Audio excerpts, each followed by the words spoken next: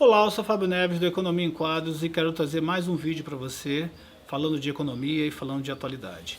E hoje eu vou falar do dólar. Eu tenho aqui na minha mão uma nota de $1 para mostrar para você o seguinte, para mostrar que o dólar é chamado de divisa. Conceitualmente, divisa é uma moeda que internacionalmente é aceita, então não tenho sombra de dúvida de que o dólar é uma moeda internacionalmente aceita. A relação de troca entre dólar e real é chamado de paridade. Paridade mostra quanto de real eu preciso ter para comprar, para adquirir uma nota de dólar. Nesse caso aqui é uma nota de $1.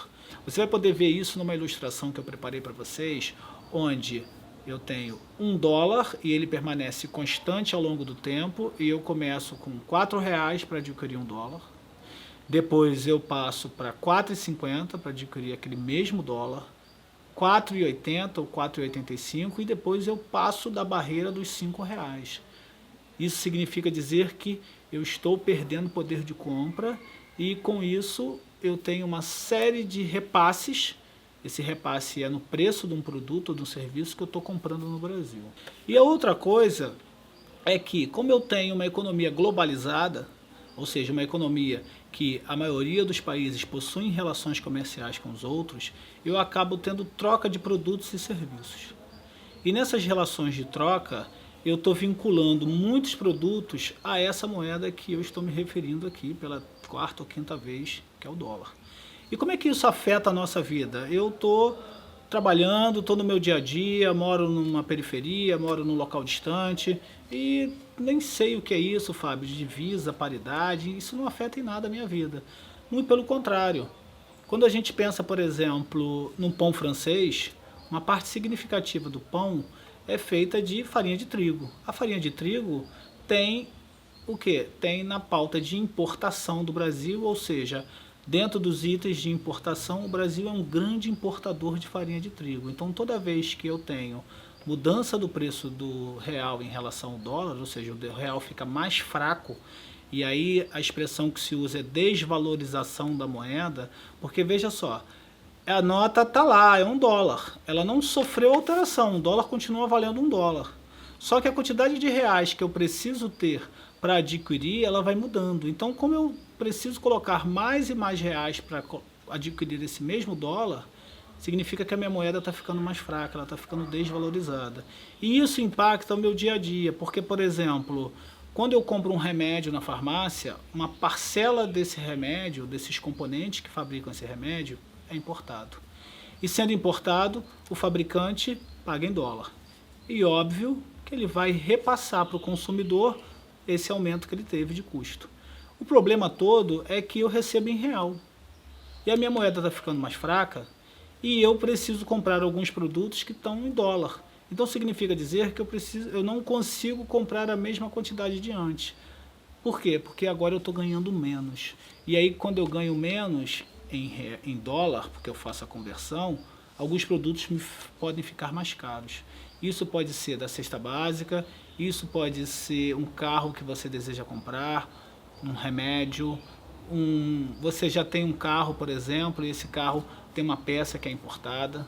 Mesmo os carros que são fabricados no Brasil, eles têm uma certa parcela de componentes importados. Então, toda a nossa vida, mais ou menos, ela é impactada pelo dólar. É evidente que a economia é muito grande. Então, como eu estou falando de diversos setores da economia, de produtos e serviços, pode ser que você seja menos afetado, pode ser que você seja mais afetado. Mas, com certeza, todos nós somos afetados. Mas eu tenho dois grupos da população que acabam sendo afetados pela elevação do real, do dólar, em relação ao real, né? Ou seja, o real ficando mais fraco. Um é a classe média, porque a classe média ela acaba adquirindo muitos produtos importados e ela também deseja viajar para o exterior. E quando ela viaja para o exterior, todo o consumo que ela realiza é em dólar e ela tem que pagar com o real que ela ganhou no Brasil.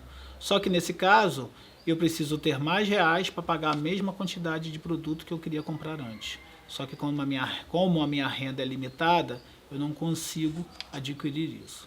Então você vê uma grande insatisfação da classe média toda vez que o dólar sobe, porque viagem, né, principalmente para o exterior, para a classe média, é algo muito cobiçado, é algo muito desejado. E aí ela começa a ter que evitar essas viagens. Se eu sou de uma camada mais pobre da população, se eu sou uma classe média baixa ou se eu estou numa camada um pouquinho mais abaixo, né, com relação à renda, eu só estou me referindo à renda, né, você acaba sendo afetado pelos produtos da cesta básica. Porque eu tenho lá produtos que são importados para a fabricação de alguns alimentos, produtos que são importados para a fabricação de alguns remédios que você tem que consumir no seu dia a dia e você acaba tendo que pagar mais caro por isso. E eu vou voltar a dizer, você ganha em real. E ganhando em real, você acaba podendo comprar menos, ou seja, o seu poder de compra diminui.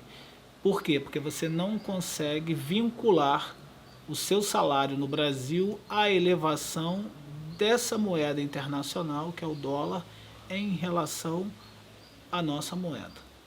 Então, o que eu acabei de falar para você hoje? O dólar ele é uma moeda extremamente importante na economia brasileira. Por quê? Porque eu tenho muitos produtos e serviços que são importados, tá? Essa câmera que está filmando aqui o vídeo de hoje, ela é uma câmera importada. Talvez a camisa que eu esteja usando, vários e vários produtos que a gente usa no nosso dia a dia são produtos importados, seja dos Estados Unidos, seja da Alemanha ou seja da China. Então eu tenho que pagar em dólar, que é a moeda internacionalmente aceita. Toda relação de troca eu estou chamando de paridade. Então toda vez que a moeda vai ficando desvalorizada, significa que eu preciso ter mais reais para comprar a mesma quantidade do dólar. Eu sou Fábio Neves, isso é economia para você de uma forma simples e direta.